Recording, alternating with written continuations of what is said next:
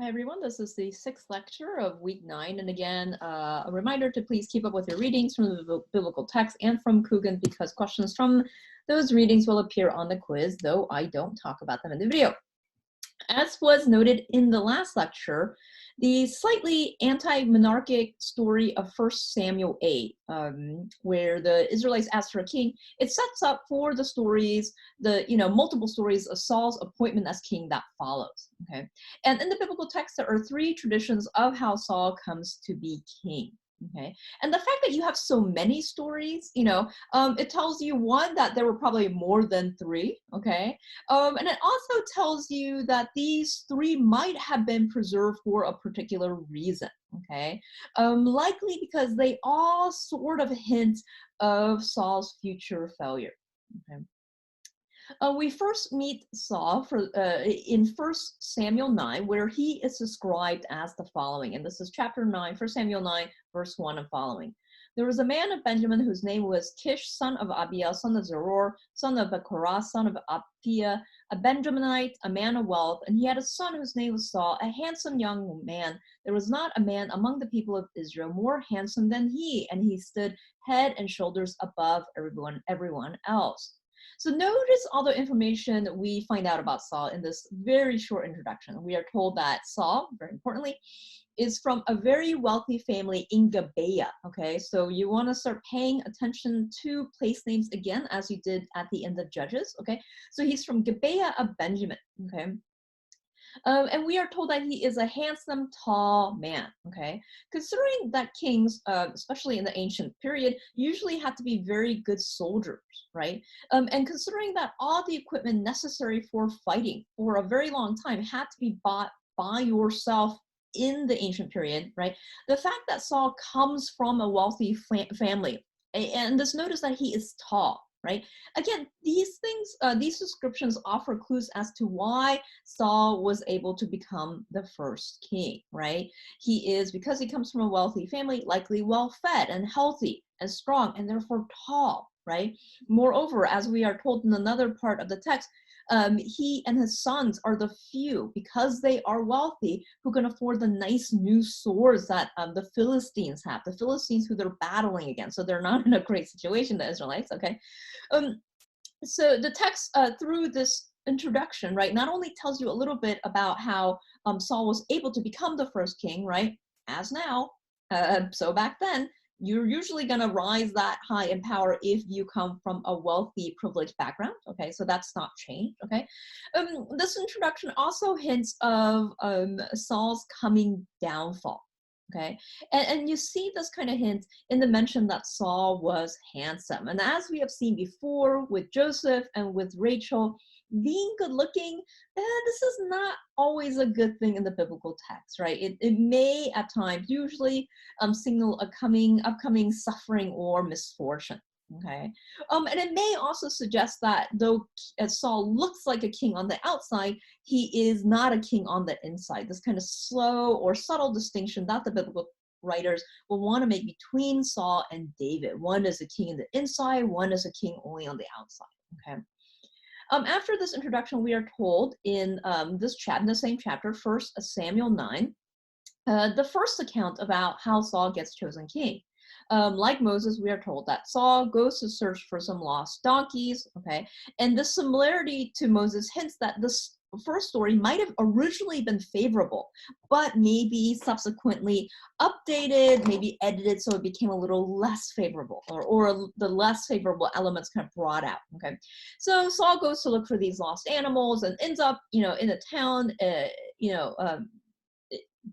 kind of randomly, where the prophet Samuel has been told by God to go to. Okay, and thinking that Samuel is a fortune teller and maybe could help him find these lost donkeys, Saul goes to see him. And of course, when Saul meets Samuel, God identifies Saul as the king to the prophet Samuel. Okay, when Samuel meets Saul, the prophet asks Saul to share a meal, during which we are told Saul is given a kind of larger piece of meat. Okay, and this again, maybe this is a piece of meat that is given to kings. It's not clear. This little weird mention of the kind of meal sharing alludes to probably the meal between Joseph and his brothers in Egypt, where remember that Benjamin was offered this kind of larger portion of the meal. Okay, and remember that Saul is from the tribe of Benjamin, and the tribal affiliations will become increasingly important. Okay. Now, to all this, right, Saul is depicted as kind of surprised by the attention. Of course, he just kind of randomly went there, right, looking for donkeys, right? And he even declares in 1 Samuel 9:21, when he receives all this attention from the prophet, you know, that he's just a simple Israelite, okay, or a simple Benjaminite, okay? And he says this little remark. He says, that I'm from the least of the tribes of Israel, and my family is the humblest of all the families of the tribe of Benjamin. And he says this in 1 Samuel 9, verse 21. Okay, so he says, why are you paying attention to me? I'm from like the smallest group and the smallest family and the smallest group. Okay, now some of this, of course, is false humility, because we know that he is from a very, very wealthy family. Okay, and the statement is probably meant to bring out Saul's underdog status. Okay. And David will also, play up the underdog's, status of himself as well. Okay, this mention about, Saul coming from the kind of smallest family and the smallest tribe, all of this is also supposed to allude to something else. It's supposed to remind readers as to the reason why this tribe, Benjamin, right, the tribe of Saul, why they are actually the humblest in Israel right now. Okay, and what the writers are trying to do is to make the reader remember what happens at the end of Judges. Well, why is Benjamin the smallest tribe right now? Well, it's because at the end of Judges, in Judges 19:21, remember that the Benjaminites in Gibeah, they raped a woman. Okay, and therefore all the other Israelite tribes warred against them, and they were nearly annihilated. The entire tribe of Benjamin nearly disappeared. Okay. And so this little remark, right, where, Saul is said to say, this kind of faux humility also is to hint that things are going to go awry, that what happened in Judges at the end may be what happens to Saul. Okay. The next day, we are told that Samuel anoints Saul as king. The word to anoint in Hebrew is the same word from which we get the term Messiah, okay, Masach, okay. We have no idea why people were anointed or dabbed with oil. Okay, now you are gonna probably find some pretty wacky explanations on the internet. The real explanation is we don't know. Okay, so some people have said maybe this is related to lice, or who knows. Okay, we know that, of course, being anointed with oil symbolized a change in status. Okay, but why people did that, we're not really clear about. Okay. Saul, after being anointed, returns home in 1 Samuel 10, and during his trip back, we are told that he encounters a group of prophets, and that Saul is so affected by running into this group that he himself falls into a prophetic frenzy of some sort. Okay, and already what you have here is hints of Saul's maybe mental fragility. Okay, that he has some kind of spiritual proclivity, which is not necessarily envisioned in the text as a plus. Okay, that he doesn't have complete control over his mind. Okay. Hence, according to the narrative, Saul is, according to this first narrative about Saul's enthronement, Saul is not at all really interested in being king, right? And is made king by accident, maybe providentially. That's a nice way of putting it, Now, if you think about it, it does seem a little fantastical, difficult to believe. I mean, why would God just randomly call a person like Saul to lead? Again, like I said, there's a story of how he becomes king, and maybe how Saul really became king, right? It seems much more likely that Saul becomes the first king of Israel because he comes from a very rich, powerful family and a tribe known for their military skills. Remember, the Benjaminites are ambidextrous. Remember Ehud, right? And especially known for their slingshot skills. Okay, so, and of course, how did you become the first king in the ancient period? Well, you were also a good warrior.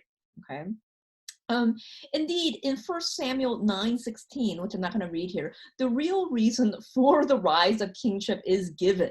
Okay, and again, it is the advent of the Philistine threat. It's really that Israel was faced by a much better equipped, better organized military group, and they needed to get it together if they were going to be able to defend themselves. Okay.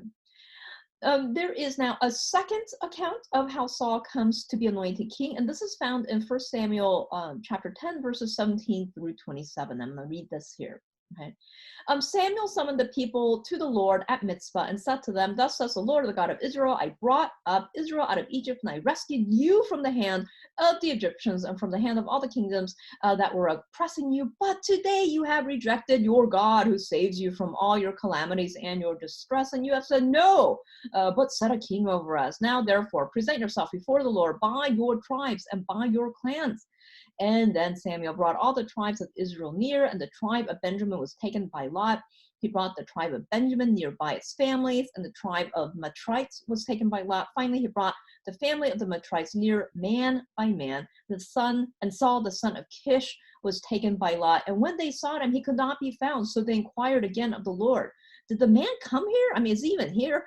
And the Lord said, Yeah. See, he has hidden himself among the baggage. And then they ran and brought him from there. When he took his stand among the people, he was head and shoulders taller than any of them. Okay, again, another weird story. Okay, so all of Israel gathers, okay, and Saul, after kind of like poo-pooing on the Israelites for even asking for a king in the first place, I mean, notice Samuel's interesting reaction here, decides to choose the king by lots. That is a kind of divine dice. Okay, and while the lots are being divined, okay, or utilized, we are told that Saul is hiding among baggage, okay, and when he is chosen, he cannot be found because he's hiding, okay, and again, this is not the most favorable portrayal, okay, of your first or one's first king, okay. So why was Saul hiding, you might ask? Well, considering how angry Samuel is, God maybe, about this whole thing, being picked out, I mean, it's probably not going to lead to anything good. Okay, indeed, in another story that we have in Joshua 7, you know, there too, a family and a person seem to be picked out by lots, though it's not said explicitly. But in that case, it's to figure out who committed a crime. And at the end, the people and the family that's chosen are all like stoned to death. Okay, so again, this is not good. You don't really want to be chosen like this, okay? Again, the story seems to hint that being chosen as the first king of Israel, especially considering how pissed off Samuel, and God is over this, is going to turn out very, very badly, leading to probably a whole lot of suffering, maybe to destruction, that you're going to fail, okay? Perhaps Saul sees this, okay, and is trying to hide from his fate. Okay, indeed, there is an added hint here that Saul's kingship from the very start was doomed. We are told that some of the people gathered there after the whole lot choosing ceremony was over didn't really believe that Saul was worthy of kingship and didn't really accept him and didn't bring him presents. Again, these are not good signs. Okay. The third and last story about how Saul becomes king is found in 1 Samuel 10, verses 27 through 1 Samuel 11, verse 15. And in this narrative, a town in Israel named Yabesh Gilead, that should ring some bells, okay, is threatened by the Ammonites. Okay, and the Ammonites, what they do is they tell the people of Yabesh Gilead that they are going to fight them, okay, unless all the men of Yabesh Gilead put out their right eye, thus making them defenseless, at which point the Ammonites can make an agreement with them. Okay, this town then, as a result of this, sent to Saul for help. And again, this seems to hint that there's some relationship this town has with Saul beforehand. Okay, and when Saul learns of this threat to Yabesh Gilead, this is what he does. Okay. And the Spirit of the Lord came upon Saul in power when he heard these words, and his anger was greatly kindled. And he took a yoke of oxen and cut it into pieces and sent them throughout all the territories of Israel by messengers, saying, "Whoever does not come out after Saul and Samuel, so shall it be done to this oxen." Then the dread of the Lord fell upon the people, and they came out as one. When Saul hears of the threat, we are told that Saul tears a bull filled with the Spirit of God, which again seems to be kind of rage-filled Hulk-like thing. Okay, he tears the bull into 12 pieces, right, to call the people of Israel to come battle the enemies of Yabesh Gilead as a group. Okay, the tearing of the bowl is a violent demonstration of a tribe's covenantal obligations. Okay, and so in it is a kind of explicit threat or implicit threat, right? This is what will happen to you if you do not come and fulfill your side of the covenant, which is to kind of this defense league. Okay. The Israelites, we are told, come help Saul fight, and Yabesh Gilead is saved. Okay, and in this in this account, Saul is not a leader or a king. He's just someone who takes matters into his own hands. Actually, he sounds and feels a lot more like a judge. Okay, from like the book of Judges, and we are told that kind of for doing this, he becomes crowned king as a result. Okay. And the story, this is maybe the most, ostensibly positive story about Saul's rise to kingship that we have, okay? And again, ostensibly positive, right? Sounds really good until you realize what town Saul has saved and where this town reappears in the biblical text, okay? Remember, Yabesh Gilead also is mentioned at the very end of the book of Judges again in Judges 19 through 21. Yabesh Gilead is a town that is nearly destroyed, okay, or put to the ban in Judges 19:21. Why? Because they did not help the Israelites fight against the Benjaminites of Gibeah, okay? Recall, okay, so remember, think about what happens, okay, in Judges 19 and 21. We are told that men from Gibeah, a town located in the territory of the tribe of Benjamin, and associated with Saul, very heavily associated with Saul, actually. And we are told in Judges 19 and 21 that they rape a woman, a concubine of a Levite, and kind of torture her, and that she ends up dead. Her husband, remember, in this story, cuts up her body into 12 pieces, as Saul does here with the cattle, okay? And in Judges, her husband cuts her body up, sends the body pieces throughout Israel to call the tribes to do battle, this time against one of their own tribes, Benjaminite. Okay. And notice how similar this action is to what Saul does in 1 Samuel. Okay, Saul, like like the Levite, cuts up an animal into 12 pieces to send to the territories of Israel to call them to war. Okay, we are told in Judges 19 through 21 that Yabesh Gilead was one of the few towns that failed to come help the Israelites defeat the Benjaminites. And as a result, we are told that Yabesh Gilead is put under the ban. Okay, they are wholly destroyed. Everyone except for the virgin women of that town, okay? And what happens to the virgin women? Well, they are given as wives to the leftover Benjaminite men, okay? If you connect the story from Judges to this, to this kind of current story about Saul and Yabesh Gilead, right? Then you can kind of work out why Saul came to their rescue.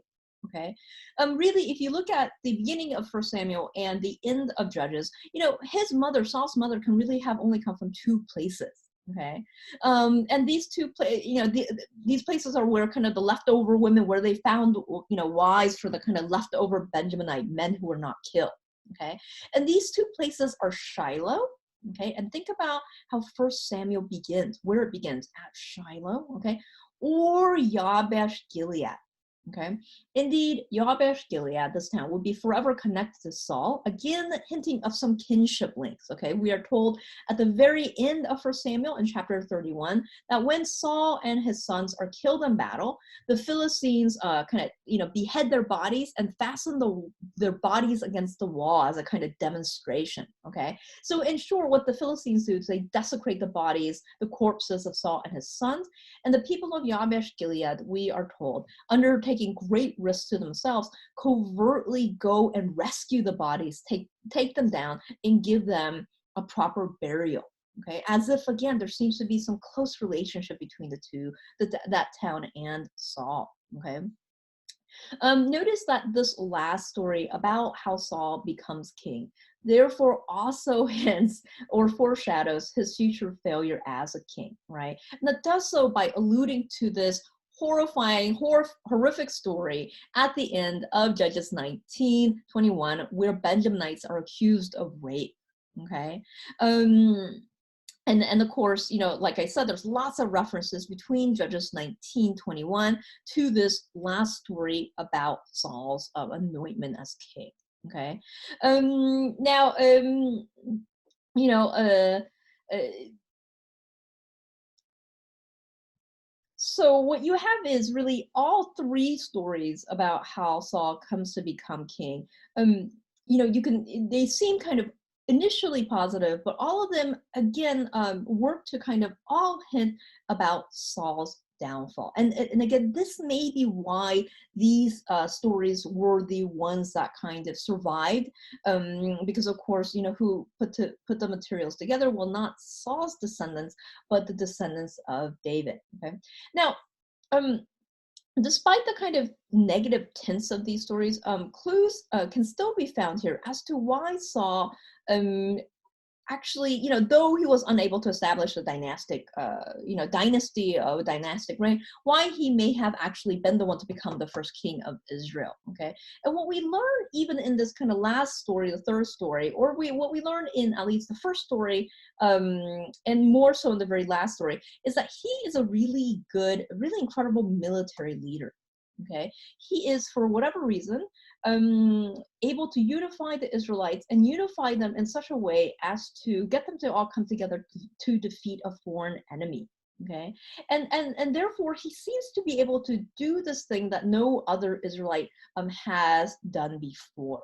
Okay, um, indeed, despite the kind of negative tints of all of the stories, all three stories of Saul's anointment as king, the fact that a writer or editor had to put or allow all these stories into this text, that hint of Saul's failure, right? I mean, that's really interesting and telling. Okay, and the reason why it's significant or interesting is that it speaks to the fact that Saul was a major problem for the writers or editors who were likely hired by David or one of his descendants. Okay, despite the eventual failure of Saul, the big problem for David and his descendants was that it was Saul, not David, who was made the first king of Israel. Okay, David and his descendants therefore would always be usurpers, always the one who stole the throne from someone else or some other family. Okay, and indeed, charges of illegitimacy would follow David and the Davidic dynasty to the very end. Right? Some scholars argue that even into the post-exilic era. Post-exilic is when the Israelite monarchy, which is established right now, falls. Right, several centuries later. Okay, notice that there are some problems with how to define post-exilic. That even well into the post-exilic age, most of us say that's about the 4th or 5th century when the Persians are kind of dominant. Benjaminites seems to have fiercely held on to the idea that someone from the line of Benjamin, right, would return as the true king of Israel and indeed displace David and his descendants, who were just a bunch of usurpers anyways. Okay, indeed, notice that in the New Testament, the Apostle Paul, okay, Saul, who was named initially Saul, okay, seems to be oddly proud of his Benjaminite lineage, as if being a Benjaminite, even into the 1st century, was something special. Okay. Indeed, the problem was not, the problem with Saul was not just political, not really just about political legitimacy, okay? Rather, the fact that Saul is the first king, it creates a big theological dilemma as well, okay? Especially after David's usurpation. The writers and editors had to explain why God made Saul, who was going to fail, the first king in the first place, right? Is God not omniscient? Could he not tell the future and what was going to happen to Saul? If he's not omniscient, then why appoint David as another king while Saul's still alive, which is what God will do in just a minute, right? How does God know David will work out if Saul didn't work out, okay? Or did God know that it was going to go badly? Well, if he did, that's a problem too. Did God decide to use Saul as some kind of test case, or as some have argued, a kind of fall guy, kind of sacrifice? Did God, angry over the people's request for a king, deliberately set Saul up, deliberately appoint Saul as someone who he knew was going to fail, right? Did God give the people a bad king on purpose? And isn't that kind of mean? Why not just tell the people, no, you don't get a king, instead of playing around with this poor guy named Saul and his entire family and with all the Israelites in the first place, okay? So in short, Saul created all kinds of problems for the authors who had to both delegitimize the reign of Saul, the guy who was divinely called, anointed, and appointed as the first king of Israel. Okay, and they had to do so in order to legitimize the reign of David, who, though unrelated to Saul, came to the throne anyways. Okay, and they had to basically legitimize a usurper. Okay, and as you will see in the next video, the writers continue to have trouble doing all these things. Okay,